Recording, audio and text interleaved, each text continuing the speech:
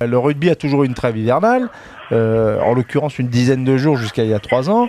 Et c'est une période où il n'y a pas de foot en France, hein, contrairement en Angleterre, où effectivement il y a eu une très grosse pression. Et à l'époque, j'étais déjà président du syndicat des joueurs. Il y avait une grosse pression médiatique, aussi économique par l'intermédiaire de certains présidents de clubs qui disaient « occupons cet espace médiatique vide sportivement ». Il y avait le Paris-Dakar qui partait le 1er janvier à l'époque, mais il n'y a rien. Donc occupons, comme en Angleterre, le Boxing Day, c'est toujours l'exemple qu'on donne. On va remplir les stades, les médias vont être contents, etc. Les droits donc vont augmenter, enfin, etc., etc. Donc oui, c'est ça l'enjeu qui a fait qu'on est passé depuis 3 ans à une mini-trêve qui n'en est pas une, c'est-à-dire 3 jours de repos aujourd'hui, les joueurs, entre 2 week-ends. Et la question qui est posée, mais on n'a pas la réponse, hein, je dis on, c'est les joueurs, c'est... Les remontées qu'on a des vestiaires semblent dire que ça contente tout le monde, mais les joueurs regrettent un petit peu la nostalgie de la trêve. Donc on va consulter les joueurs, il va y avoir une grande consultation des joueurs pro pour savoir si ce système les satisfait ou ne les satisfait pas, s'ils voudraient revenir. Après, l'argument médiatique, l'argument économique, là oui, tout le monde est d'accord là-dessus. Alors, mais les mecs, il faut peut-être leur demander leur avis aussi. Point de vue du coach, Bernard, on garde la formule actuelle ? Je crois que dans la configuration actuelle du calendrier et international et national, parce que tout ça est mélangé, on ne peut pas faire différemment. Si on donne 10 jours de trêve, et moi personnellement, que les choses soient claires, je suis pour que décembre et janvier, on soit au repos. Moi je serais pour une saison qui va de février à novembre, où on joue tout l'été, parce qu'il fait beau aussi l'été. Vous savez, quand la nuit tombe à 10h, c'est agréable de jouer à 19h ou 20h. Mais dans la configuration actuelle, avec des tournées au mois de juin, etc., si on fait une trêve hivernale, ça veut dire qu'on va rejouer le premier match de championnat le 10 août. Parce que nous, on a joué notre premier le 18, avec une non-trêve. Donc ça veut dire que si jamais on donne 10 jours-là, il faudra bien jouer le ou les 2 matchs. Donc on va commencer quoi, le 10 août ou le 3 août.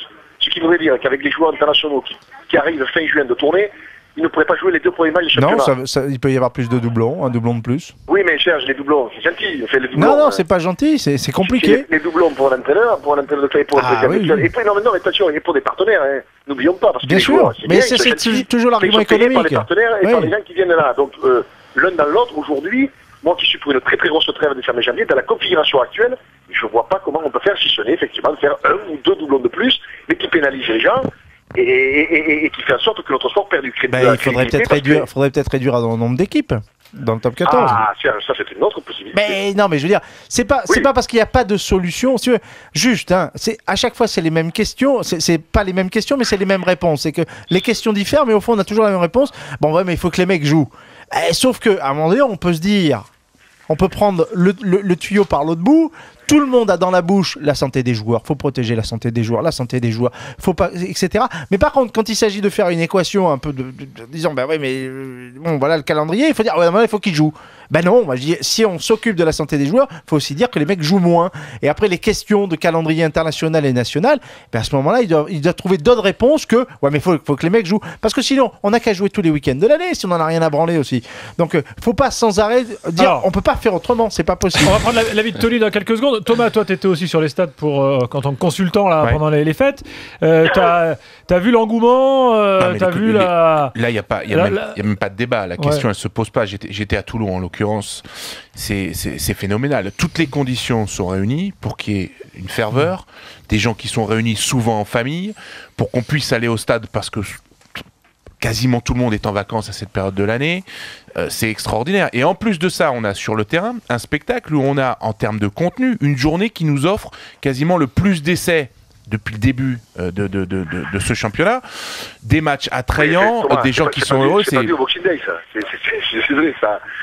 Il n'y a aucune relation de cause à effet là. C'est pas le hasard. C'est pas le hasard, mais enfin c'est ce qui s'est passé quand même. Et il n'est pas certain que la prochaine journée soit aussi prolifique en essai. Mais maintenant, c'est pas dû au Père Noël et au sapin. Il a raison, Bernard. Non mais t'es gentil. Pas non plus. Alors je sais pas à quoi c'est dû. Peut-être que c'est au rugby. Il analyse les faits. Il analyse les faits. D'explication pour moi pour me prouver que c'est pas dû à ça. Il y a un effet Canal+. Voilà. C'est l'effet Canal, ouais, c'est ça. Mais ils sont contents Canal, ça c'est sûr. Non mais tout le monde est content, Serge, quand t'es joueur. Non, tu préfères jouer dans un stade où il y a 25 000 personnes. On va juste leur poser la question. On va juste leur poser la question. D'accord, mais moi j'ai pas la réponse. Posons-leur la question. Pose la question. Posons-leur la question. Il y a pas de souci là-dessus. Mais merci. Il faudra bien trouver les dates pour les faire jouer. Est-ce que Serge, tu as une idée de la réponse? Bah, si on a lancé la consultation, c'est qu'on a eu des retours que oui, ça fait 3 ans que ce système est en place, c'est-à-dire l'absence de trêve, et qu'il est temps de faire un point, parce qu'il y en a qui disent... voilà, il y en a marre. Bah, non, il y en a marre. T'as l'exemple du foot. Nous, les rugbymen, on est sans arrêt en train de critiquer les footeurs. Regarde, nanana. Enfin, je suis pas le dernier, tu le sais très bien, Gilbert. Oui, c'est votre côté un peu schizophrène. Bon, les footeurs, regarde aujourd'hui, qu'est-ce qu'ils disent, les joueurs de foot? Ils ont toujours résisté à l'abolition de la trêve. Alors qu'eux aussi, ils ont pression médiatique, pression financière. Ils vont bientôt craquer de toute façon. Simplement, ils ont aussi des pressions pour céder parce que cette fenêtre médiatique est intéressante pour les détenteurs de droits et pour les diffuseurs. Mais les footeux, ils disent non, on veut garder notre trêve, ils en ont une longue. Donc simplement, voilà, on a le droit aussi de demander l'avis aux joueurs de rugby pour savoir si ce système qui est en place depuis 3 ans, et peut-être qu'ils vont dire c'est génial, on s'éclate. Eh bien très bien. Alors, mais qui décide? Tony s'est pas encore exprimé. Tony, moi je trouve ça bien de prendre l'avis des joueurs, mais est-ce que vous allez en tenir compte après derrière? Parce que j'ai l'impression que là, ce qui va décider, c'est quand même les intérêts économiques. Non, c'est pas si simple. Non, et puis peut-être le calendrier, comme les disait Bernard. Quel est le poids des joueurs là-dedans? Parce que consulter les joueurs, c'est bien. Alors mais... t'as deux. Ben oui. C'est le poids du syndicat. Je suis président du syndicat, donc je vais te le dire, le poids des joueurs. Serge, c'est 125 kilos, par exemple. Si on regarde le matin, si on regarde sur les instances, tu as une voix sur 15 au comité directeur, c'est pas toi qui va faire basculer. Par contre, le poids des joueurs, c'est qu'à un moment donné, c'est eux qui font tourner tout, quoi. Donc, si à un moment eux, ils décident quelque chose et qu'ils veulent l'ouverture d'un dialogue, s'ils sont suffisamment structurés et motivés. Parce que de l'extérieur, moi j'ai quand même l'impression que les joueurs, ils préféraient avoir la trêve pour en avoir discuté un peu avec les internationaux, ils tirent la langue. Je peux pas te dire, mais bien sûr qu'ils préfèrent avoir la trêve. Puis au 15 août, quand il fait chaud, ils préfèrent jouer tard le soir parce que les conditions sont meilleures. Et puis ils préfèrent récupérer davantage, évidemment. Mais Bernard l'a dit justement, il y a un calendrier qui est démentiel. Comment est-ce qu'on peut contenter tout le monde là-dedans? Et puis il y a aussi un argument financier. Je suis désolé, mais les joueurs ils se plaignent pas d'avoir des salaires qui grimpent parce que les investisseurs sont plus nombreux, parce que les sponsors sont plus nombreux, et qu'on voit davantage de rugby à la télévision, et que du coup ça crée une économie qui est plus pérenne et qui est plus riche. Donc il faut aussi tenir compte de ça. Je suis désolé, mais en Angleterre, il y a pire que nous. En Angleterre, moi j'ai passé le 31 décembre à l'hôtel parce qu'en Angleterre on joue le 1er janvier. Les joueurs français ils sont encore, et Dieu merci, préservés de ça. Ils passent le réveillon de Noël et le réveillon de la Saint-Sylvestre chez eux en famille. Ils jouent le 24 et le 30. Ils jouent le 24 et le 30, mais ils sont chez eux pour réveillonner le 31.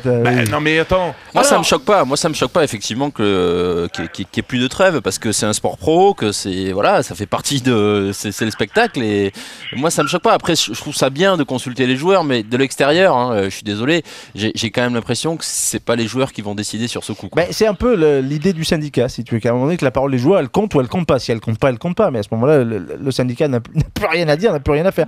On a l'impression effectivement, mais je pense que Tony, c'est pas au futur représentant des athlètes au CIO que je m'adresse et qui va me démentir, c'est qu'à un moment donné c'est quand même les sportifs qui détiennent quand même une certaine parcelle de pouvoir, ou alors on est dans un monde de fous. Oui.